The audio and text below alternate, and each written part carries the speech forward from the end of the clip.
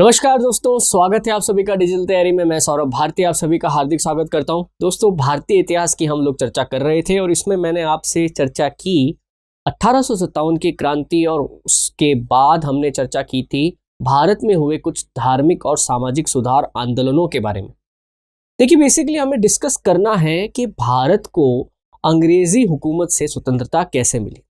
उसी के चरण में चलते हुए हमने बातचीत की कि अंग्रेज भारत में किस तरह से अपनी सत्ता स्थापित करने में सफल हुए, किस प्रकार से उन्होंने भारतीय जनमानस, भारतीय सैनिक और भारतीय रजवाड़ों के हितों को नुकसान पहुंचाया, जिस वजह से वो उनके खिलाफ संघर्ष करने को मजबूर हुए।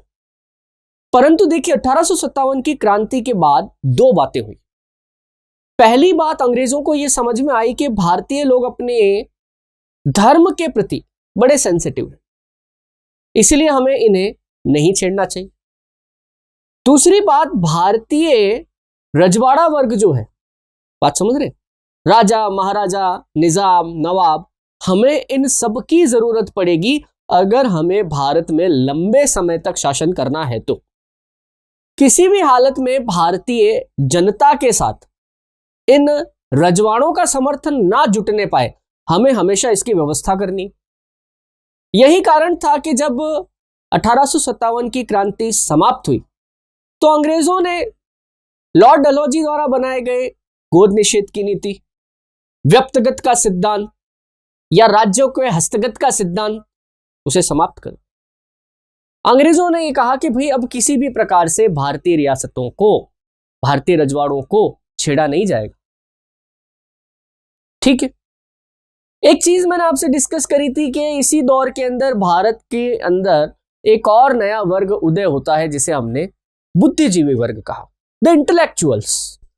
वो लोग जो अंग्रेजी शिक्षा दीक्षा प्राप्त कर चुके थे, ग्रेजुएट हो चुके थे, अंग्रेजी साहित्य, इतिहास, आविष्कार, उनके द्वारा बनाए गए संविधान, कानून, उनका अध्ययन करते थे। तो देखिए, बचपन से जब आप आदमी को एक तरह की शिक्षा देते हैं, आप उसके मन में एक तरह के विचार भरते हैं, तो ऑब्वियस सी बात है कि बड़ा होने पर उसकी विचारधारा भी आपने बचपन में उसे जिस तरह से तैयार किया है वैसी ही होगी। तो जब आप किसी लड़के को पश्चिम से प्रभावित शिक्षा दे रहे हैं, वेस्टर्न कल्चर को अपनाना उसे सिखा रहे हैं, उसे सूट बूट टाई पहनना सिखा रहे हैं, बात समझ रहे हैं, आप उसे छुरी कांटे से खाना सिखा रहे हैं, वो लंदन जाके आया है, वहां की साफ सफाई को देखकर आया है, तो भारत की व्यवस्थाओं में उसका मन लगेगा कैसे? बात समझ रहे हैं? अब भारत में भारतीय भाषाओं का प्रयोग करना, भारतीय परिधानों का प्रयोग करना या भारत की संस्कृति से जुड़ने में लोगों को आज भी आप देखें तो कई जगहों पर हमें थोड़ा ऑड लगता है, हमें कह सकता हूं मैं ये शब्द शर्म आती। बात समझ रहे? क्योंकि हमारे ऊपर आज भी पश्चिम की विचारधाराओं का इतना प्रभाव है, वेस्टर्न कल्चर का इतना प्रभाव है कि हम सोचते हैं हमारे दादा दादी या हमारे बड़े जो चीजें करते हैं, जो कि पुराने तरीकों से प्रभावित है, हमें उन्हें करने में थोड़ी शर्म आती। बात समझ रहे? तो ऐसी स्थिति आप समझिए कि अभी से हमारी नहीं है, हमारी प्रॉब्लम नहीं है, ये हमारा सिर्फ हमारे अकेले का डायलेमा नहीं है। आप देखिए कि जब से अंग्रेजों ने भारत के ऊपर शासन आरंभ करना शुरू किया, उसी समय से ये प्रथा या ये जिसको आप कह सकते हैं कि भारतीय मनुष्यों की ये प्रवृत्ति शुरू हो चुकी थी। हम दोहराए पर खड़े थे कि हम हमारी संस्कृति, हमारी विरासत, संस्कृत भाषा, वेदों का ज्ञान, उसके साथ में चलें, जो कि बहुत ही लिमिटेड लोगों के पास है, या फिर हम अंग्रेजों द्वारा दी जाने वाली शिक्षा दीक्षा, उनके द्वारा चलाए जाने वाले convent, missionary school, college, university, जहां पर उन्हीं की विचारधारा से प्रभावित चीजों का ज्ञान दिया जा रहा है, हम उनकी तरफ जाएं। बड़ा एक अजीब सा आप कह सकते हैं कि भारतीय मनुष्य के लिए एक दिक्कत का विषय था। बट फिर भी आप देखें तो चाहे राजा राम मोहन राय आए, चाहे सर सैयद आए, जो बड़े बड़े समाज के ऊपर इन्फ्लुएंस डालने वाले लोग थे, उन्होंने इसी बात का समर्थन किया कि आप तो अंग्रेजी में शिक्षा दीक्षा प्राप्त करिए, क्योंकि समय की मांग यही है। और यहां पे एक बात मैं ऐड करना चाहूंगा, भारतीय समाज संस्कृति बहुत लंबे समय से सरवाइव कर रही है। कारण है फ्लेक्सिबिलिटी। हम बहुत फ्लेक्सिबल है। समय की जो मांग होती है, जिस समय का जो ट्रेडिशन है, हम अपने आप को बहुत जल्दी उसमें ढाल लेते हैं। यही कारण है, आप देखेंगे कि विश्व के बड़े बड़े देशों में भारतीय लोग बहुत सफल हैं, चाहे एक व्यापारी के रूप में हो, चाहे वैज्ञानिक के रूप में हो, डॉक्टर के रूप में हो, उद्योगपति के रूप में हो, बहुत सफल है। हम अपने आप को बहुत जल्दी एडजस्ट करते हैं। ऐसा उस समय भी हुआ। स्कॉलर्स बनने लगे, बैरिस्टर बनने लगे, साहित्यकार बनने लगे, अंग्रेजी भाषा के विद्वान बनने लगे, अंग्रेजी कानून के विद्वान बनने लगे। अगर आपने कभी एक बात नोट करी है, भारतीय स्वतंत्रता के जो बड़े बड़े नायक हैं, ऑलमोस्ट सभी लोग अपने पास वकालत की डिग्री रखते हैं। गोपाल कृष्ण गोखले, महात्मा गांधी, मोहम्मद अली जिन्ना, जवाहरलाल नेहरू, मोतीलाल नेहरू और हमारे गांधी जी। बात समझ रहे? सभी के पास वकालत की डिग्री है, सभी कानून के ज्ञाता है, और वो कानून कौन बना रहा है? अंग्रेज बना रहे। अब बात समझ रहे? ऐसी स्थिति में आप देखिए, जब 1857 की क्रांति खत्म होती, तो एक बात पर तो अंग्रेज बिल्कुल निश्चिंत हो जाते हैं कि क्योंकि हमने रजवाड़ों के हस्तक्षेप संबंधी कानूनों को समाप्त कर दिया है।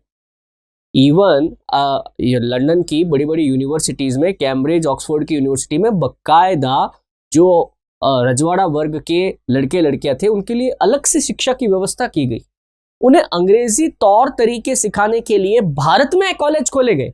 ये अजमेर का मेयो कॉलेज सुना होगा आपने, 1875 में स्थापित है ये, जिसके अंदर राजपूताना और भारत के अन्य प्रांतों के जो रजवाड़ा वर्ग के, और या फिर आप कह सकते धनी वर्ग के जो लड़के लड़कियां थे, वो पढ़ने के लिए आते थे। उन्हें बिल्कुल अंग्रेजी शिक्षा दीक्षा, उनके मैनर्स, कल्चर के अंदर उनको शिक्षित किया जाता था, क्योंकि आगे चलकर यही तो वो लोग हैं जो अंग्रेज सरकार के लॉयल बनेंगे। पर अब एक नया वर्ग और खड़ा होने लग गया, जिसे अंग्रेजों को खतरा लगने लगा। ये नया वर्ग जो मैं बात कर रहा हूं ना, बुद्धिजीवी वर्ग, जो कि कोई बहुत धनाढ्य वर्ग नहीं था। अपनी मेहनत के दम पे इन्होंने अंग्रेजी शिक्षा प्राप्त करी और अपने आप को इस काबिल बनाया कि ये समाज के ऊपर कोई प्रभाव डाल सके। परंतु इनमें से कुछ लोग ऐसे भी थे जिन्होंने अब इस बात की वकालत करनी शुरू कर दी कि अंग्रेज जैसा कहते हैं कि हम लोग भारत में आए हैं इन गंवार भारतीयों का उद्धार करने के लिए। नहीं तो तुम्हारे पास क्या था? आज जो कुछ भी रेलवे, टेलीग्राम या दूसरे आविष्कार जो दुनिया में होते ही तुम्हारे देश में आ जाते हैं, वो सब अंग्रेजों की बदौलत। बट इसका दूसरा पक्ष क्या था? अंग्रेज ये जो कुछ भी कर रहे थे, रेलवे लगाई ताकि भारत के अंदर उनके द्वारा जो सामान ले जाया जाता है अपने देश, उसके ट्रांसपोर्ट में तेजी आ सके। टेलीग्राम लगाया गया तो खुफिया तंत्र को मजबूत किया जा सके। डाक टिकट लगाया गया तो रेवेन्यू सिस्टम को मजबूत किया जा सके। बात समझ रहे? ये सब चीजें उन्होंने अपने फायदे के लिए इस्तेमाल की थी। नो डाउट अप्रत्यक्ष रूप से या प्रत्यक्ष रूप से उसका फायदा भारतीयों को तो मिलेगा ही मिलेगा। तो ये बुद्धिजीवी वर्ग में कुछ ऐसे लोग भी आए जिन्होंने अब ये कहना शुरू कर दिया कि साहब अंग्रेज भारत को बना नहीं रहे हैं, ये भारत को लूट रहे हैं। इसमें सबसे पहला नाम मैं लेना चाहूंगा दादा भाई नौरोजी का। पारसी थे, इंटेलेक्चुअल थे, पढ़े लिखे थे, अर्थशास्त्री थे।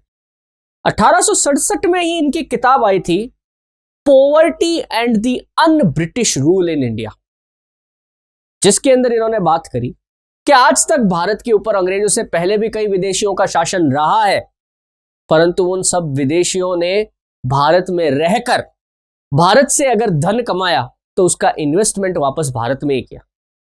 परंतु अब अंग्रेज लगातार भारत से ये धन लेकर अपने देश लेकर जा रहे हैं। इससे भारत की वेल्थ, धन संपदा का ड्रेनेज हो रहा है, निष्कासन हो रहा है।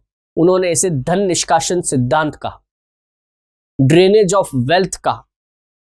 उन्होंने कहा कि अंग्रेजों के कारण प्रति व्यक्ति भारतीय आय मात्र 20 रुपए प्रति वर्ष रह गई है। जो कि बहुत कम है। ये पहले व्यक्ति थे जिन्होंने अनऑफिशियली भारत में राष्ट्रीय आय यानी नेशनल इनकम का आकलन किया।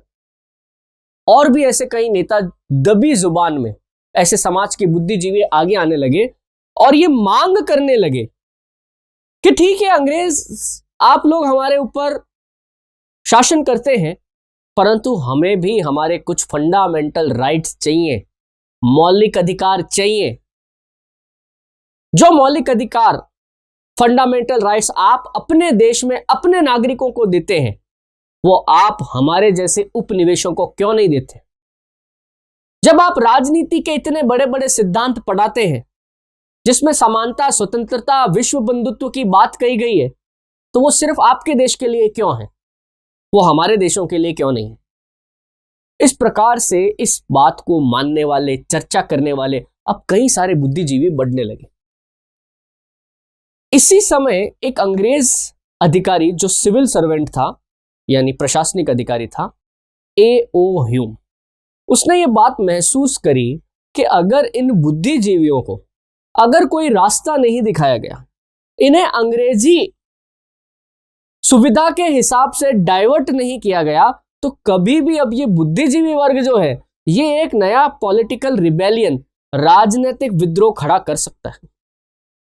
इसलिए इन्होंने तत्कालीन वॉइसरॉय को सुझाव दिया कि भारतीयों को मौका देना चाहिए एक राजनीतिक पार्टी बनाने का, जिससे उन्हें यह लगे कि हां हमारे पास भी अंग्रेजों के समान राजनीति करने का अधिकार, राजनीतिक मांगों का अधिकार, मौलिक अधिकार मांगने का अधिकार, किसी भी कानून बनाने में सुझाव देने का अधिकार है।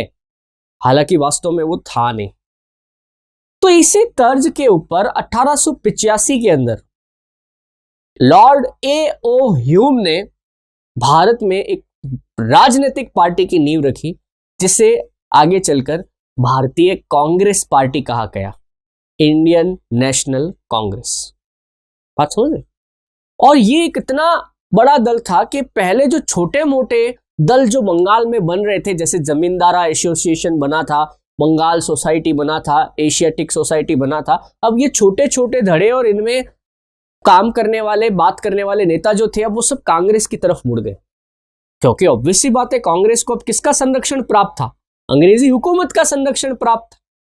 तो अब लोग इन कांग्रेस पार्टी से जुड़ने लगे। इस कांग्रेस पार्टी ने शुरुआत के अंदर 1885 में जब इनकी स्थापना होती है, तब से लेकर 1905 तक का एक दौर देखा। 1885 से 1905 तक का एक दौर देखा, जिसके अंदर इनमें कई बुद्धिजीवी, बड़े बड़े बैरिस्टर, इकोनॉमिस्ट, इस तरह के लोग जो कांग्रेस पार्टी से जुड़े थे, परंतु अंग्रेजी सत्ता के बड़े वफादार थे। वो अंग्रेजों का विरोध तो करते थे, पर बड़ी दबी जबान में करते थे। वो अंग्रेजों को किसी भी बात पे दबाना नहीं चाहते थे, परंतु उनको सलाह देना चाहते, यानी कि किसी भी हालत में वो अंग्रेजों की खिलाफत नहीं कर सकते थे।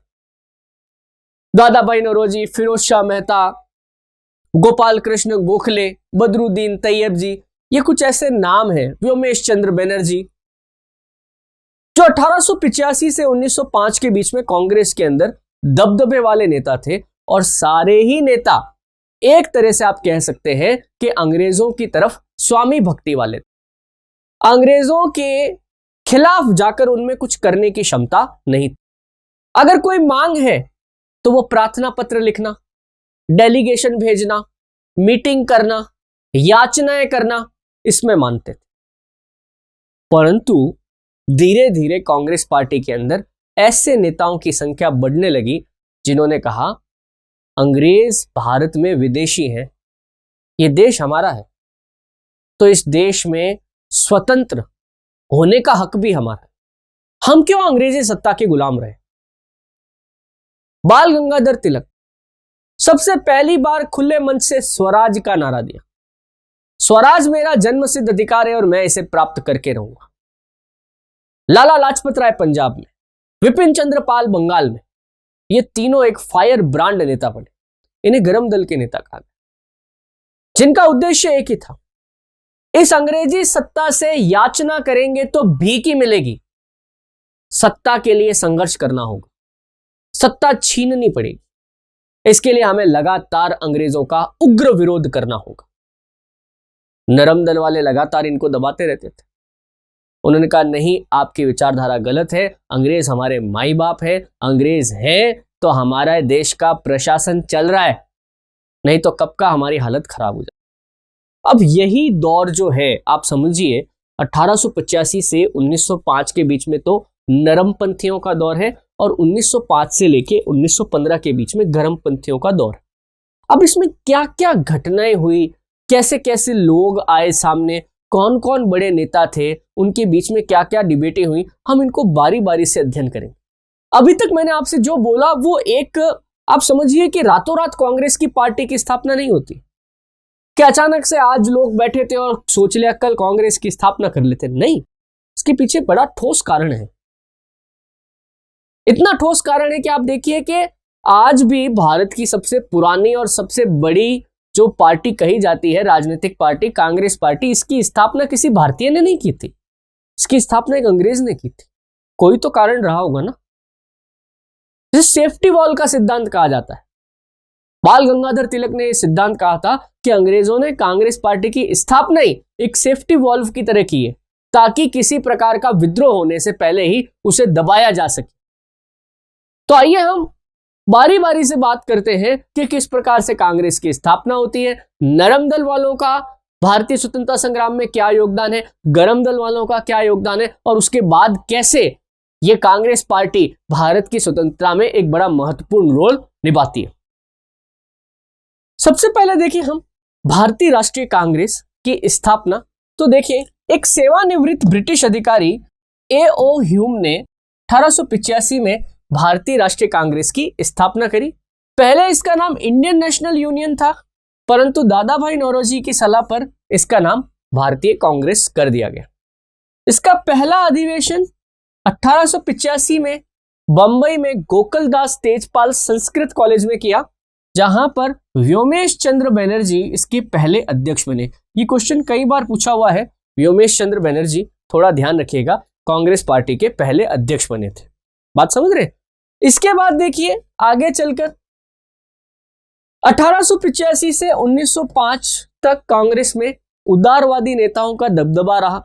ये लोग कांग्रेस को ज्ञापन देना, याचनाएं करना, मीटिंग करना, डेलीगेशन भेजना, इससे अपने काम अंग्रेजों से करवाने में ज्यादा भरोसा करते थे, बजाय अंग्रेजों के खिलाफ विद्रोही होने के। उदारवादी नेता हमेशा भारत में संवैधानिक तरीके से सुधारों की मांग कर रहे थे, जबकि गरमपंथी नेता जो है वो स्वराज, यानी कि आप सत्ता भारतीयों को सौंप दीजिए, इसकी वकालत करते थे। दादा भाई नौरोजी, सुरेंद्रनाथ बनर्जी, फिरोज शाह मेहता, महादेव गोविंद रानाडे, गोपाल कृष्ण गोखले, ये कुछ उदारवादी नेताओं के नाम हैं। गरमपंथी कांग्रेस नेता, इनमें लाल पाल बाल की जोड़ी है। लाल पाल बाल यानी बाल गंगाधर तिलक, विपिन चंद्र पाल और लाला लाजपत राय। धीरे धीरे नरमपंथी और गरमपंथी नेताओं के बीच में विद्रोह बढ़ने लगा, परंतु एक घटना ऐसी हुई जिसने इन दोनों धड़ों को एक मंच पे ला दिया। यह घटना कौन सी थी? यह घटना थी बंगाल का विभाजन। देखिए, आप अगर देखिए तो मैंने आपको प्लासी का युद्ध बताया था, बक्सर का युद्ध बताया था, और यह चर्चा हुई थी कि अंग्रेजों ने भारत के जिस हिस्से पर सबसे पहले शासन शुरू किया वो था बंगाल प्रांत, है ना। इसीलिए हमेशा से अंग्रेजों का सर्वाधिक प्रभाव जो है वो बंगाल प्रांत में रहा। यह भी एक कारण है कि उस समय के जो अधिकतर आप देखेंगे जो इंटेलेक्चुअल्स हैं, सो कॉल्ड साहित्यकार हैं, वैज्ञानिक हैं, कवि हैं, ठीक है, या फिर वहां के वकील हैं, ये सब बंगाल से आ रहे हैं। बात समझ रहे हैं आप? क्योंकि बंगाल एक तरह से आप समझिए कि भारत के अंदर अंग्रेजी संस्कृति का सबसे मजबूत गढ़ था, जहां पर अंग्रेजी शिक्षा के कॉलेजेस थे, जहां पर अंग्रेजों का निरंतर आना जाना लगा रहता था। कोलकाता अंग्रेजों की पहली राजधानी रही है भारत। ऑब्वियस सी बात है कि यहां पर अंग्रेजी कल्चर का प्रभाव तो जरूर होगा। और यहीं से फिर आपको कांग्रेस के नेता भी मिलेंगे। 1905 में एक ऐसी घटना हुई जिसने पूरे बंगाल को हिला दिया। आज जो आप पश्चिम बंगाल देखते हैं वो बहुत छोटा सा बंगाल का टुकड़ा है। वास्तव में जिस बंगाल प्रेसिडेंसी की मैं बात कर रहा हूं जो अंग्रेजों के समय में थी, उसमें अगर आप देखें तो आज हमारे भारत का जो ये नक्शा है कुछ इस तरीके से। इस नक्शे में आपको दिखता है पश्चिम बंगाल, ये बात समझ रहे। आपको यहां पर मिलेगा बांग्लादेश, आपको यहां पर मिलेगा ओडिशा, यहां पे मिलेगा आपको बिहार, यहां मिलेगा आपको आसाम। तो जिस ब्रिटिश हुकूमत के बंगाल की मैं बात कर रहा हूं उसमें ओडिशा, बिहार, ये पश्चिमी और पूर्वी बंगाल और असम, ये सभी शामिल हैं, जिसमें हिंदू और मुस्लिम बड़ी मेजॉरिटी में। पर इस मेजॉरिटी में भी एक छोटा सा आप कह सकते हैं कि पेच है। क्या कि इस बंगाल के यदि मैं दो टुकड़े कर दूं कुछ इस तरीके से, तो बंगाल का ये पश्चिमी वाला भाग जो है यहां पर तो हिंदू आबादी है, जबकि ये पूर्व वाला भाग जो है यहां पर मुस्लिम आबादी। और शुरुआती कांग्रेस के अंदर हिंदू और मुस्लिम दोनों ही बड़े पैमाने पर कांग्रेस से जुड़े। अंग्रेजों को लगा कि ये एक पॉलिटिकल अलायंस और हमारी बड़ी भूल हो सकती है अगर इस यूनिटी को तोड़ा नहीं गया, क्योंकि 1857 की क्रांति में भी आप देखें तो मेरठ की छावनी में विद्रोह करने वाले अधिकांश सैनिक मुस्लिम थे। बात समझ रहे। बहादुर शाह जफर का साथ देने वाले अधिकांश लोग मुस्लिम थे, परंतु तात्या टोपे और झांसी की रानी लक्ष्मीबाई, बेगम हजरत महल, ये भी लोग थे जो हिंदू और मुस्लिम दोनों कम्युनिटी के सैनिकों को लेकर लड़ रहे थे। हिंदू और मुस्लिम के बीच में आप कह सकते हैं समाज के अंदर कहीं जगह पर संवेदनशीलता बहुत पुराने समय से बनी गई। इनके मध्य झगड़े आम बात है। अंग्रेज ये बात जानते थे कि अगर ये दो कम्युनिटी एक साथ संगठित रहकर हमारे खिलाफ संघर्ष करेगी तो हम कभी भी इन लोगों को दबा नहीं पाएंगे। एक चाल चली 1905 में लॉर्ड कर्जन ने। किसने? लॉर्ड कर्जन ने। और उसने क्या किया, इस बंगाल का विभाजन कर दिया। इस बंगाल के विभाजन में पश्चिम की तरफ यानी वर्तमान पश्चिम बंगाल, बिहार और ओडिशा, इससे पश्चिमी बंगाल नाम दिया गया। और वर्तमान का ये बांग्लादेश वाला जो इलाका है इसे पूर्वी बंगाल नाम दिया, जो कि मुस्लिम बहुल था। बात समझ रहे। एक छोटा कारण और भी है यहां पर।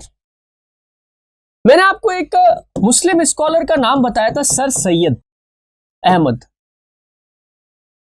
जिन्होंने 1867 के अंदर मोहम्मदन एंग्लो ओरिएंटेड यूनिवर्सिटी, जो आगे चलकर अलीगढ़ मुस्लिम यूनिवर्सिटी बना, उसकी स्थापना की थी। बात समझ रहे। सर सैयद मुसलमानों के कांग्रेस में जाने के खिलाफ थे। वो कभी नहीं चाहते थे कि मुस्लिम्स जो है वो कांग्रेस में जाए, क्योंकि कांग्रेस में हिंदू नेताओं का दबदबा था। तो इनका कहना था कि मुस्लिम हमेशा हाशिए पर बने रहेंगे, आप कांग्रेस में मत जाइए, आप मुसलमानों की एक अलग राजनीतिक पार्टी बनाइए। परंतु ऐसा संभव हो ना सका। वर्ष 1900 के अंदर सर सैयद अहमद की मृत्यु भी हो गई। बात समझ रहे। इसके बाद इनके दो बड़े फॉलोवर थे। एक तो था ढाका का नवाब, ढाका है ना, ढाका वर्तमान में पश्चिम बंगाल बांग्लादेश की राजधानी है, उसका नाम था सलीमुल्लाह खान। और एक मुस्लिम धर्मगुरु थे, बड़े फेमस है, आगा खान। बात समझ रहे। ये दोनों सर सैयद अहमद के आप कह सकते हैं शिष्य थे, उनसे बड़े प्रभावित। ये बात मैं आपसे क्यों कह रहा हूं, आप थोड़ा गौर करिएगा। 1905 में बंगाल का विभाजन किया लॉर्ड कर्जन ने, और 1906 में मुस्लिम लीग नामक एक पार्टी बना दी गई, जिसका मुख्यालय ढाका में ही था। मुख्यालय कहां था? ढाका में। पूर्वी बंगाल मुस्लिम बहुल इलाका है, तो एक बेस मिला किसको? मुसलमानों को एक नई राजनीतिक पार्टी बनाने में। इससे क्या होगा? कांग्रेस और मुस्लिम लीग हमेशा आपस में झगड़ते रहेंगे और मुख्य मुद्दा क्या था? अंग्रेजों को भारत से खदेड़ना, वो जो हमारा एम है, मोटो है, वो हमेशा पीछे चला जाएगा। और ये बात आगे चलकर सही भी साबित हुई। तो जो भी बात है, 1905 के अंदर लॉर्ड कर्जन ने जो है वो बंगाल का विभाजन कर दिया। पूरे बंगाल के अंदर कांग्रेस के जितने नेता थे, चाहे वो मुस्लिम हो चाहे वो हिंदू हो, उन सभी ने इस बात का पुरजोर विरोध किया, जबरदस्त तरीके से विरोध किया। उन्हें भी मालूम था कि हिंदू मुस्लिम यूनिटी को तोड़ने के लिए अंग्रेजों ने यह विभाजन का गंदा खेल खेला है। इस वजह से जितने भी हिंदू और मुस्लिम कांग्रेसी नेता थे, उन्होंने स्वदेशी आंदोलन चलाने का निर्णय लिया, जिसका उद्देश्य था अंग्रेजी सामान, अंग्रेजी वस्तुएं, अंग्रेजी शिक्षा, इनका बहिष्कार करना। साथ ही साथ भारतीय संस्कृति, भारतीय वस्तुएं, इनको बढ़ावा देना। यानी गांधी जी से भी पहले कभी आपसे पूछ ले स्वदेशी आंदोलन सबसे पहले कब चलाया गया, तो स्वदेशी आंदोलन सबसे पहले 1905 के इस बंगाल विभाजन के बाद बनाया गया। बकायदा कोलकाता में, ढाका में, कई जगहों पर ऐसे सम्मेलन किए गए जिसमें हिंदू और मुस्लिमों ने आपस में एक दूसरे को राखियां बांध के हिंदू मुस्लिम भाईचारे का संदेश दिया। लॉर्ड कर्जन पे इतना ज्यादा प्रेशर पड़ा कि उन्हें यह कहना पड़ा कि देखिए, वॉइस रॉय ने अगर कोई डिसीजन ले लिया है तो उसे रद्द करने का अधिकार सिर्फ और सिर्फ इंग्लैंड के राजा के पास है। मैं आप लोगों की बात उन तक पहुंचा दूंगा, देखते हैं वो क्या डिसीजन है। तब कहीं जाकर इसमें थोड़ी शांति आई। परंतु तब तक लॉर्ड कर्जन अपना एक और दांव खेल चुके थे।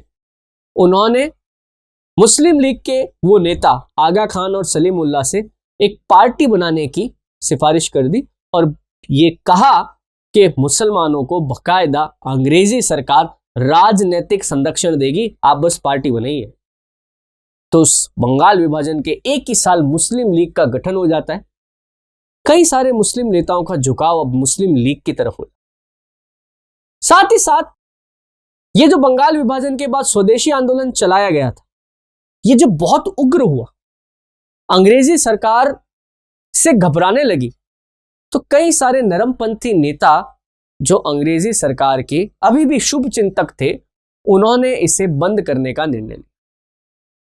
कई सारे गर्मपंथी नेता, जिसमें लाला लाजपत राय और बाल गंगाधर तिलक प्रमुख है, वो चाहते थे कि इस स्वदेशी आंदोलन को बंगाल से बाहर ले जाया जाए।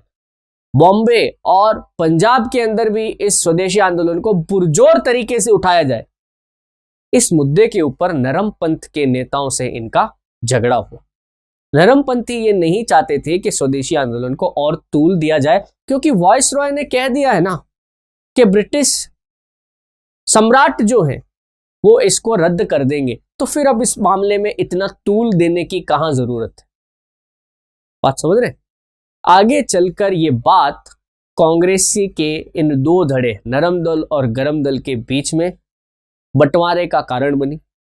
1907 में कांग्रेस पार्टी टूट गई, दो भागों में बंट गई। एक भाग जिसका नेतृत्व नरम दल के नेता, ये व्योमेश चंद्र बनर्जी, सुरेंद्रनाथ बनर्जी, दादा भाई नौरोजी जैसे नेता कर रहे थे, जबकि दूसरा गुट जो गरम दल का था, जिसका नेतृत्व लाला लाजपत राय, विपिन चंद्र पाल और बाल गंगाधर तिलक कर रहे थे, ये दोनों टूट गए। तो वहां तक पहुंचे, पर सबसे पहले हम 1905 के बंगाल विभाजन की कुछ बातें करें। वॉइसरॉय लॉर्ड कर्जन ने कांग्रेस के बारे में कहा था कि कांग्रेस अपनी मौत की घड़ियां गिन रही है। भारत में रहते हुए मेरी एक सबसे बड़ी इच्छा है कि मैं कांग्रेस को उसकी मौत मरते हुए देखूं। तो आप समझ सकते हैं कि कांग्रेस के अंदर आपसी झगड़े कितने ज्यादा थे, आपसी नेताओं के संघर्ष कितने ज्यादा थे कि एक अंग्रेज वॉइसरॉय कह रहा है कि कांग्रेस पार्टी ज्यादा लंबी नहीं चलेगी। बंगाल में जारी राष्ट्रीय चेतना को समाप्त करने के उद्देश्य से लॉर्ड कर्जन ने 20 जुलाई 1905 को बंगाल के विभाजन की घोषणा कर दी। बंगाल विभाजन के विरोध में पूरे बंगाल में विरोधों का आयोजन हुआ। स्वदेशी का बढ़ावा तथा बहिष्कार, स्वदेशी को बढ़ावा, विदेशी का बहिष्कार, ये दो इनकी नीतियां थी। बंगाल विभाजन के उपरांत अनेक क्रांतिकारी समाचार पत्रों का प्रकाशन हुआ। ब्रह्म बांधव उपाध्याय द्वारा प्रकाशित संध्या, अरविंद घोष बहुत बड़े क्रांतिकारी रहे, अरविंद घोष, इनके द्वारा संपादित वंदे मातरम, भूपेंद्र नाथ दत्त द्वारा संपादित युगांतर, बहुत बड़ी बड़ी ये संस्थाएं, बहुत क्रांतिकारी संस्थाएं थी। आगे चलकर चंद्रशेखर आजाद, भगत सिंह जैसे क्रांतिकारियों ने इनसे प्रेरणा ली है। बंगाल के क्रांतिकारी जतीन्द्र नाथ मुखर्जी बाघा जतिन के नाम से जाने जाते थे। रास बिहारी बोस, जिन्होंने आगे चलकर आजाद हिंद फौज के निर्माण में बहुत बड़ी भूमिका निभाई, वो भी इस आंदोलन के बड़े सक्रिय नेता थे। लॉर्ड हार्डिंग पर आगे चलकर एक घटना हुई 1908 में, लॉर्ड हार्डिंग की गाड़ी, जो जज था उसकी गाड़ी पर बम फेंका गया, इसमें भी रास बिहारी बोस शामिल थे। तो कई सारी घटनाएं 1905 के इस बंगाल विभाजन में हुई। परंतु जैसा मैंने आपसे कहा कि आपसी झगड़े इनके इतने ज्यादा थे कि आगे चलकर ये जो कांग्रेस पार्टी थी ये टूट गई। 1905 के बाद जब ये बड़ा बंगाल का विभाजन हो जाता है तो आप देखेंगे कि कई सारे चेंजेस आते हैं। जैसे लाल बाल पाल और अरविंद घोष के प्रयासों से स्वदेशी और स्वराज की मांग की गई। लोगों को ये समझ में आने लगा कि अंग्रेज चाहे कितने भी हमारे लिए भलाई के काम कर दे, बट है तो वो विदेशी, हमारा स्वराज या हमारा भला वो नहीं चाहते हैं, वो अपने राज्य का ही भला चाहते हैं। 1905 के बनारस अधिवेशन में गोपाल कृष्ण गोखले की अध्यक्षता में कांग्रेस ने स्वदेशी तथा 1906 ईस्वी के कलकत्ता अधिवेशन में दादा भाई नौरोजी की अध्यक्षता में कांग्रेस ने स्वराज की मांग रखी। अब देखिए खास करके 1906 का जो कलकत्ता अधिवेशन है बड़ा इंपॉर्टेंट। कलकत्ता अधिवेशन में नरम और गरम दल के आप समझो नेताओं के बीच में बड़ा संघर्ष हुआ दो बातों को लेकर। पहला, कांग्रेस का अध्यक्ष कौन बने। बाल गंगाधर तिलक प्रबल दावेदार है, परंतु नरम दल वालों ने उनको बनने नहीं दिया और एक बुजुर्ग दादा भाई नौरोजी का नाम आगे कर दिया, जिनका सब सम्मान करते थे, गरम दल वाले कुछ नहीं कर सके। दूसरी, उन्होंने कहा कि देखो इस साल तो अपन ये स्वदेशी आंदोलन जो है इसको बंगाल तक ही रखते हैं, अगला जब भी कांग्रेस का अधिवेशन होगा पक्का हम उसमें ये बात करेंगे इस स्वदेशी आंदोलन को भारत से बाहर ले जाया जाए, बंगाल से बाहर ले जाया जाए। तो अब आया 1907 का वर्ष। उससे पहले जो मैंने आपको मुस्लिम लीग की बात बताई 1906 में, उसकी चर्चा कर लेते हैं। 1906 में ढाका का नवाब था सलीमुल्लाह खान और आगा खां, इनके नेतृत्व में मुस्लिम लीग की स्थापना हुई, जिसका उद्देश्य देखिए आप, इसका उद्देश्य मुस्लिम लीग के चार्टर में लिखा है, इसका उद्देश्य देखिए, जिसका उद्देश्य ब्रिटिश सरकार के प्रति मुसलमानों की निष्ठा में वृद्धि करना तथा मुसलमानों के राजनीतिक अधिकारों की रक्षा करना था। ब्रिटिश सरकार के प्रति मुसलमानों की निष्ठा से श्योर करेंगे मुस्लिम लीग के नेता, बदले में ब्रिटिश सरकार सुनिश्चित करेगी मुसलमानों के राजनीतिक अधिकार। म्यूचुअल अंडरस्टैंडिंग, बात समझ रहे हैं आप। मुस्लिम लीग के प्रथम अध्यक्ष वकारुल मुल्क मुश्ताक हुसैन थे, जबकि नवाब सलीमुल्लाह खान इसके संस्थापक अध्यक्ष थे, आजीवन इस पद पर रहे। अब आया 1907 कांग्रेस का विभाजन। तो अभी मैंने आपको एक घटना बताई थी ना, 1906 में क्या हुआ, एक तो बाल गंगाधर तिलक को बनने नहीं दिया, ऊपर से जो वो उनकी मांग थी गरम दल वालों की कि स्वदेशी आंदोलन को पूरे बंगाल से बाहर भी ले जाया जाए, वो भी नहीं मानी। तब 1907 में तो माननी थी, बाल गंगाधर तिलक को अध्यक्ष भी बनाना था। पर बाल गंगाधर तिलक को 1907 के अंदर जो सूरत के अंदर अधिवेशन हुआ उसमें मंच पे नहीं चढ़ने दिया, उनको बोलने नहीं दिया। गरम और नरम दल के नेताओं के बीच में आप समझ लीजिए हाथापाई तक हो गई। बात समझ रहे? ऐसी स्थिति में बाल गंगाधर तिलक और उनके समर्थकों ने कांग्रेस पार्टी छोड़ दी और कांग्रेस का विभाजन हो गया। तो ध्यान रखें, कांग्रेस का विभाजन कब हुआ? 1907 के सूरत अधिवेशन में। कई बार पूछते हैं कि कांग्रेस नरम दल और गरम दल में कब बटी, तो 1907 के सूरत अधिवेशन में। इस अधिवेशन में उदारवादी और उग्रवादी नेताओं के बीच का वैचारिक मुद्दे सामने आया। सूरत विभाजन का तत्कालीन कारण अध्यक्ष के चुनाव का मुद्दा था। मैंने कहा ना, बाल गंगाधर तिलक को बना देंगे, बट अगले साल मंच पे नहीं चढ़ने दिया। कांग्रेस में पहली फूट इसी अधिवेशन में पड़ी तथा उग्रवादी नेता कांग्रेस से अलग हो गए।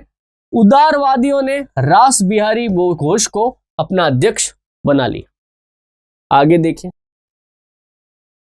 दिल्ली राजधानी परिवर्तन। इससे पहले मैं एक और घटना पर चर्चा करना चाहूंगा। वो घटना है 1909 का मॉर्ले मिंटो अधिनियम, ये भी एक बहुत बड़ा डिसीजन था।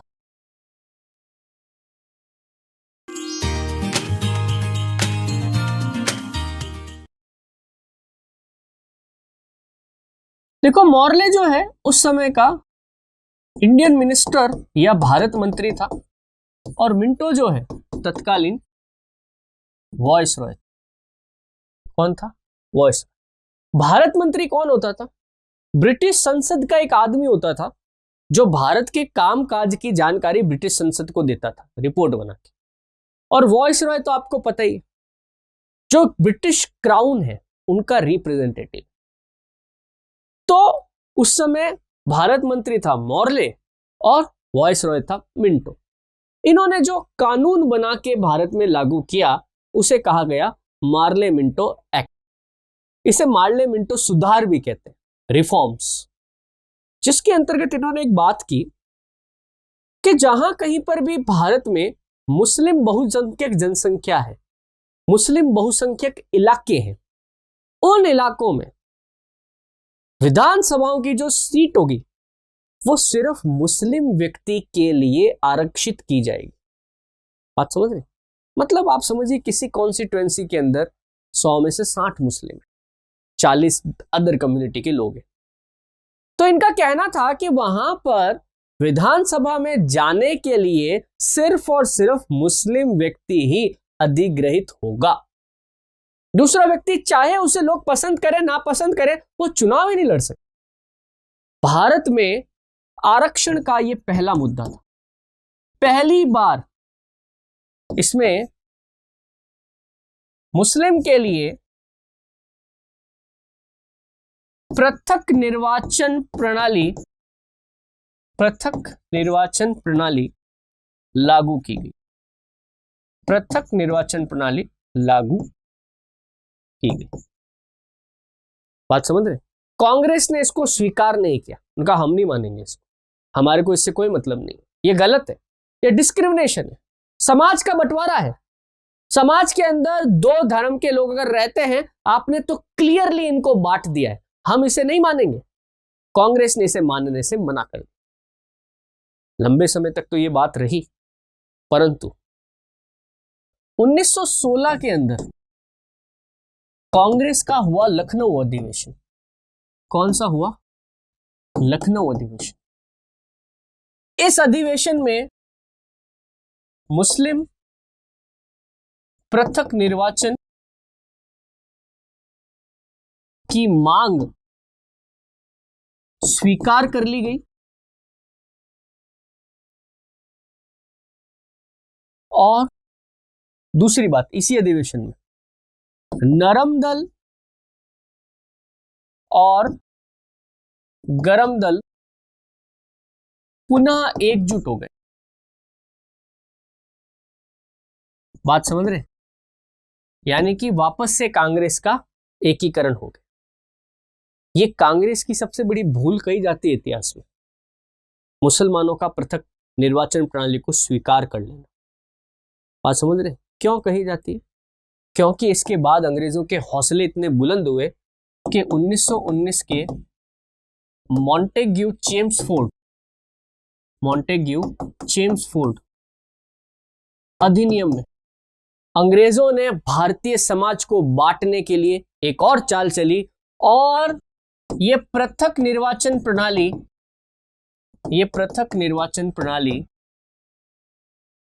सिखों, आंग्ल भारतीय यानी एंग्लो इंडियंस तथा पारसियों के लिए भी लागू कर दी। पारसियों के लिए भी लागू कर दी। तो मतलब अभी तक भारतीय स्वतंत्रता के लिए जो संघर्ष करने वाला एक भारतीय जनमानस था, देखिए चाहे हिंदू हो, मुस्लिम हो, सिख हो, ईसाई हो, पारसी हो, ये सभी भारत में रहने वाले भारतीय लोग थे। बात समझ रहे? पर अंग्रेजों ने क्या किया? अंग्रेजों ने उन्हें उनके धर्मों में, कम्युनिटी में बांट दिया। मुस्लिम, सिख, पारसी, एंग्लो इंडियंस अलग अलग चुनाव लड़ेंगे। देखो, जब चुनाव अलग लड़ा जाएगा तो ऑब्वियस सी बात है कि आपने अब उनको एक अलग ही कम्युनिटी बना दी है। यानी कि अब दूसरे लोग जो हैं वो चाहे उनसे घृणा करें चाहे उनसे प्रेम करें, कोई भी बात अब हो सकती, और ज्यादातर केस में घृणा वाला मुद्दा ही आगे आता है। बात समझ रहे? तो डेलिब्रेटली अंग्रेजों ने भारतीय समाज में फूट डाली। कहते ना अंग्रेजों की वो नीति थी डिवाइड एंड कॉन्कर, फूट डालो और राज करो। ये नीति क्लियरली यहां पर दिखती है, परंतु अपने अपने राजनीतिक हितों को साधने के चक्कर में हो सकता है कि मुस्लिम लीग और कांग्रेस दोनों ही नेताओं को ये बात नहीं दिखी, या फिर किसी और एजेंडे को प्राप्त करने के लिए उन्होंने इसे अनदेखा किया। कह नहीं सकते। ये बात आज यहां खड़े होके 100 साल बाद मैं नहीं कह सकता, क्योंकि अब देखिए उस समय बहुत ज्यादा भारत के अंदर जो है अफरा तफरी मची हुई है। इस समय एक मंच की आवश्यकता है, एक संगठित पार्टी, संगठित समाज की आवश्यकता है, और कहीं ना कहीं पर कॉम्प्रोमाइज करना पड़ेगा। हो सकता है इसी बात को ध्यान में रखते हुए ये ऐसे कॉम्प्रोमाइज किए गए। जो भी बात है, एग्जाम के पॉइंट ऑफ व्यू से मैं आपको यहां पे 3 बातें कहना चाहूंगा। 1905 में बंगाल का विभाजन, 1906 में मुस्लिम लीग की स्थापना, 1907 के अंदर सूरत अधिवेशन में कांग्रेस का विभाजन, 1916 में कांग्रेस का लखनऊ अधिवेशन में पुनर्मिलन। बात समझ रहे? तो ये वर्ष और ये इवेंट, आप तीनों चीजें याद रखें। मॉर्ले मिंटो एक्ट और मॉन्टेग्यू चेम्सफोर्ड अधिनियम, हालांकि मैं आपको पॉलिटी में भी पढ़ाऊंगा, बट फिर भी ध्यान रखिएगा। 1909 के मॉर्ले मिंटो एक्ट में मुसलमानों के लिए पृथक निर्वाचन प्रणाली लागू की गई, जबकि 1919 के मॉन्टेग्यू चेम्सफोर्ड अधिनियम में सिखों, आंग्ल भारतीयों और पारसियों के लिए पृथक निर्वाचन प्रणाली लागू की। ये बड़े बड़े इवेंट है। बात समझ रहे? अब इस बीच में एक वो राजधानी परिवर्तन वाला जो आया, मैं आपको वो बता देता हूं वो क्या चीज थी। 1911 में ब्रिटेन सम्राट जॉर्ज द फिफ्थ, जॉर्ज पंचम, जो ब्रिटिश सम्राट थे, वो भारत आए, और इस इवेंट के लिए, इसके भारत आने के सम्मान में दिल्ली दरबार का आयोजन किया गया। दिल्ली के अंदर एक भव्य दरबार लगाया गया। भारत के जितने रियासतदार थे, जितने रजवाड़े थे, सबको वहां पे बुलाया गया। उन्होंने ब्रिटिश सम्राट को तोहफे भेंट किए और बदले में उनसे उनकी लॉयल्टी की कस्में खाई। बड़े पैमाने पर पैसा खर्च किया गया, जबकि भारत में अधिकांश जगह पर अकाल पड़ा हुआ था। बात समझ रहे? तो 1911 ध्यान रखेंगे, दिल्ली दरबार का आयोजन। इससे पहले 2 बार और हो चुका था, 1930 में और 1978 में। बात समझ रहे? पर ज्यादातर दिल्ली दरबार ये वाला पूछा जाता है, क्योंकि इस समय ये ब्रिटिश सम्राट खुद भारत आए। जब ये भारत आए तो ये मुंबई बंदरगाह से आए थे। बॉम्बे था ना, अब तो मुंबई बोलते हैं। तो वहां पे एक बनाया गया गेटवे ऑफ इंडिया। ये क्वेश्चन कहीं मेरे आपकी प्लेटफॉर्म वाली किताब में मैंने देखा था। गेटवे ऑफ इंडिया किसके सम्मान में बनाया गया था और कब बनाया गया था? तो गेटवे ऑफ इंडिया इसी जॉर्ज पंचम के सम्मान में बनवाया गया था। कब? 1911 में। इसी के रास्ते से वो भारत में एंटर हुए, दिल्ली दरबार गए, और वहां पर इनकी एक प्रमुख घोषणा हुई। आपको याद है बंगाल विभाजन में मैंने एक बात बताई थी, वॉइस रॉय ने क्या कहा था? मैंने जो कानून बना दिया उसको रद्द कौन कर सकता है? ब्रिटिश सम्राट ही कर सकता है, और कोई नहीं कर सकता। तो ब्रिटिश सम्राट ने बंगाल का विभाजन रद्द किया। हालांकि इसका कोई खास इफेक्ट हुआ नहीं, क्योंकि 1905 से 6 साल होकर 1911 हो चुका था। दूसरा, उन्होंने कहा कि अब भाई ब्रिटिश साम्राज्य की राजधानी कलकत्ता नहीं रहेगी, नई राजधानी होगी दिल्ली। तो आप देखिए अगले साल मतलब 1912, जनवरी 1912 से भारत की नई राजधानी क्या बनाई दी गई? दिल्ली बना दी गई। इससे पहले 1912 से पहले राजधानी कौन सी थी? कलकत्ता थी। तो दिल्ली दरबार के अंदर एक नया डिसीजन लिया गया कि नई राजधानी किसको बना दिया गया? दिल्ली को बना दिया गया, और आधिकारिक रूप से 1 अप्रैल से भारत की राजधानी दिल्ली घोषित हो गई। नेक्स्ट देखिए कुछ और चीजें।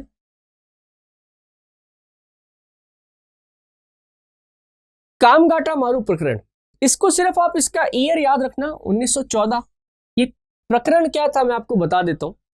देखो, अंग्रेजों ने इस बात पर रोक लगा दी थी कि भारत से कोई भी जहाज बिना भारतीय अनुमति के बाहर नहीं जाएगा।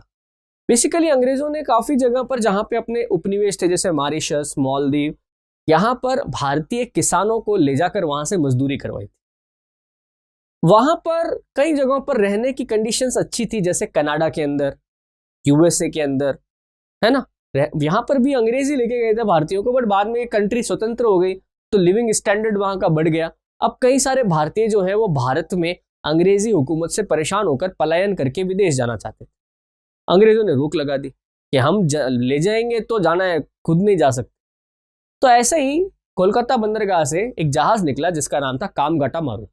अधिकांश तो इस पे सिख थे, हालांकि इसमें हिंदू और मुस्लिम भी शामिल थे। इस जहाज ने अपनी यात्रा शुरू करी कनाडा पहुंचा, पर कनाडा के प्रशासन ने इसे अपने डॉक्स पर उतरने नहीं दिया। सर्दी में हाड़ कंपा देने वाली ठंड में महीने भर तक ये जहाज समुद्र में पड़ा रहा।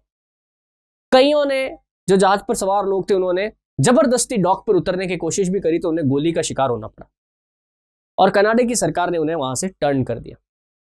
बाकायदा यूएसए के अंदर एक गदर पार्टी नाम की संस्था सक्रिय थी, भारतीयों की थी। उन्होंने यूएसए के अंदर, न्यूयॉर्क के अंदर इस घटना के खिलाफ आंदोलन भी चलाया। कोई नतीजा नहीं हुआ, इस जहाज को वापस आना पड़ा। कई सारे भारतीय इसमें मारे गए। 2014 में जब इसके 100 साल पूरे हुए तब कनाडा की सरकार ने बकायदा इसके लिए माफी मांगी। तब कहीं जाके कामगाटा मारू प्रकरण का जो ये पूरा मुद्दा था, ये वापस से चर्चा का विषय बना। कई बार ये एग्जाम में भी आ चुका है, तो आप थोड़ा ध्यान रखना है कामगाटू प्रकरण क्या है। 1914 में कनाडा में भारतीयों के प्रवेश से संबंधित विवाद था। इस संदर्भ में भारत के गुरदीप सिंह ने कामगाटा मारू जहाज पर 376 यात्री को लेकर कनाडा की ओर प्रस्थान किया, परंतु कनाडा की सरकार ने यात्रियों को उतारने से मना कर दिया। ठीक है, कुछ चीजें बता रहा हूं, जैसे भारत की कांग्रेस की महिला अध्यक्ष, सबसे पहली महिला अध्यक्ष बनी 1917 में श्रीमती एनी बेसेंट। लखनऊ अधिवेशन जो अभी आपको बताया था ना, जिसमें नरम और गरम दल का समझौता हुआ, उसमें सबसे बड़ा योगदान था श्रीमती एनी बेसेंट का। और 1917 में जब कांग्रेस का अधिवेशन हुआ कलकत्ता में, तो श्रीमती एनी बेसेंट कांग्रेस की अध्यक्ष चुनी गई। यह भारत में कांग्रेस की पहली महिला अध्यक्ष थी। इसके बाद 1925 में कानपुर में श्रीमती सरोजिनी नायडू कांग्रेस की महिला अध्यक्ष रही।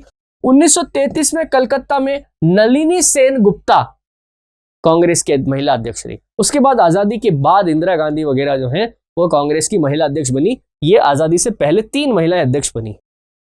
बात समझ रहे? इसके अलावा देखिए, कुछ शिक्षा में सुधार से संबंधित कुछ आयोग है, कई बार पूछे, जैसे वुड डिस्पैच या वुड घोषणा पत्र 1854 में लाया गया लॉर्ड डलहौजी के कांड में। हंटर कमीशन शिक्षा सुधार के लिए बनाया गया था 1882 में रिपन, लॉर्ड रिपन के कार्यकाल में। रेलवे कमीशन 1902 में कर्जन के कार्यकाल में। सेडलर कमीशन 1917 में चेम्सफोर्ड के कार्यकाल में। हार्टॉग कमीशन 1929 में इरविन के कार्यकाल में। सार्जेंट प्लास 1944 में वेवेल के कार्यकाल में। और 1948 माउंटबेटन राजा कृष्ण कमीशन, सर्वपल्ली राधाकृष्णन के उसमें। इसमें से अगर मैं कहूं आपको याद करना कौन सा है, आपको सिर्फ याद करना है वुड डिस्पैच या वुड घोषणा पत्र, जो कि 1854 में लॉर्ड डलहौजी के शासनकाल में आया था। इसी के अंदर वुड घोषणा पत्र में सबसे पहले बात की गई थी कि भारतीय लोगों को भारतीय भाषा में प्राइमरी शिक्षा दी जाए, 1ली से 5वीं तक की शिक्षा इन्हें भारतीय भाषाओं में करवाई जाए। वुड घोषणा पत्र बहुत फेमस है, 1854 लॉर्ड डलहौजी। बस बाकी आप याद नहीं करें तो चल जाएगा। इसमें भी आप ये एनी बेसेंट को जरूर याद रखिए, बाकी याद नहीं करें तो इस एग्जाम के लिए चल जाएगा। लखनऊ समझौता मैंने आपको बता दिया, एक बार रिपीट कर देता हूं। 1916 में मुस्लिम लीग के मोहम्मद अली जिन्ना तथा कांग्रेस नेताओं के बीच समझौता हुआ, जिसके बाद एक संयुक्त समिति का गठन किया गया। मुस्लिम लीग तथा कांग्रेस का संयुक्त अधिवेशन हुआ। उग्रवादी जिन्होंने कांग्रेस से निष्कासित कर दिया गया था, वे कांग्रेस में पुनः शामिल हुए और कांग्रेस और मुस्लिम लीग के बीच में लखनऊ समझौता हुआ। इस समझौते के द्वारा कांग्रेस ने पहली बार मुसलमानों के लिए पृथक निर्वाचन की मांग औपचारिक रूप से स्वीकार कर ली, जो कालांतर में एक बहुत बड़ी भूल सिद्ध हुई। कांग्रेस लखनऊ सम्मेलन में उग्रवादियों और उदारवादियों को एकत्रित करने में बाल गंगाधर तिलक और श्रीमती एनी बेसेंट ने बड़ी महत्वपूर्ण भूमिकाएं निभाई थी। होम रूल लीग आंदोलन एक और घटना है, इसको भी मैं यही डिस्कस कर लेता हूं। देखिए, होम रूल लीग आंदोलन श्रीमती एनी बेसेंट द्वारा चलाया गया था। होम रूल, घर का शासन। एनी बेसेंट जो है आयरलैंड की थी और आयरलैंड में ब्रिटिश हुकूमत के खिलाफ आयरिश लोग ये आंदोलन चला रहे थे। उसी तर्ज पर इन्हें भारत में भी ये आंदोलन लाया गया। इसकी भारत में स्थापना 1916 में बाल गंगाधर तिलक ने बेलगांव में की। तिलक जो है मराठा और केसरी समाचार पत्र निकालते थे। इन्हीं का प्रसिद्ध वाक्य था, स्वराज मेरा जन्मसिद्ध अधिकार है, मैं इसे प्राप्त करके रहूंगा। 1916 में श्रीमती एनी बेसेंट ने होम रूल लीग का गठन मद्रास में किया। एनी बेसेंट ने कॉमनवेल्थ तथा न्यू इंडिया समाचार पत्र के माध्यम से होम रूल लीग के विचारों का प्रसार किया। एनी बेसेंट के सहयोगी वीपी बाडिया और सीपी रामास्वामी अय्यर थे। लीग की सर्वाधिक शाखाएं मद्रास में थी, लेकिन लीग की सर्वाधिक सक्रियता बंबई और उत्तर प्रदेश के हिस्सों में थी। गोपाल कृष्ण गोखले द्वारा स्थापित सर्वेंट्स ऑफ इंडिया सोसाइटी के सदस्यों को इस लीग में प्रवेश की अनुमति नहीं थी। गोपाल कृष्ण गोखले जो आगे चल के गांधी जी के राजनीतिक गुरु बनते हैं, ये नरम दल के नेता थे गोपाल कृष्ण गोखले, तो बाल गंगाधर तिलक से इनकी बनती नहीं थी। That's why home rule league में इसके सदस्यों को आने नहीं दिया जाता था। तो सर्वेंट्स ऑफ इंडिया सोसाइटी किसकी थी? गोपाल कृष्ण गोखले की। अच्छा सवाल है, कई बार पूछा हुआ है। होम रूल लीग तिलक और एनी बेसेंट 1916। ओके, तो दोस्तों ये था हमारा कांग्रेस युग 1885 से ऑलमोस्ट 1915 तक। इसके बाद क्या होता है, एक बड़े महान व्यक्ति जो भारत से बाहर रह रहे थे, परंतु 9 जनवरी 1915 को वो भारत आ जाते हैं और उसके बाद पूरी भारतीय राजनीति के समीकरण बदल जाते हैं। महात्मा गांधी, मोहनदास करमचंद गांधी 9 जनवरी 1915 को भारत आते हैं और उसके बाद भारत की राजनीति की दिशा ही पलट देते हैं। ये अभी तक जितने लोगों के आपने नाम सुने, अब ये सब पर्दे के पीछे चले जाएंगे, नेपथ्य में चले जाएंगे। अब हम इनका नाम नहीं सुनेंगे। अब जो होगा गांधी जी के इर्द गिर्द। इसीलिए 1915 से लेके 1947 तक का ये भारतीय इतिहास का जो समय काल कहा जाता है, इसे गांधी युग कहा जाता है, क्योंकि जो घटना हुई उनमें सबसे ज्यादा रोल गांधी जी का था। तो गांधी जी का स्वतंत्रता आंदोलन में क्या योगदान रहा, कैसे रहा, ये डिस्कस करूंगा मैं नेक्स्ट लेक्चर में।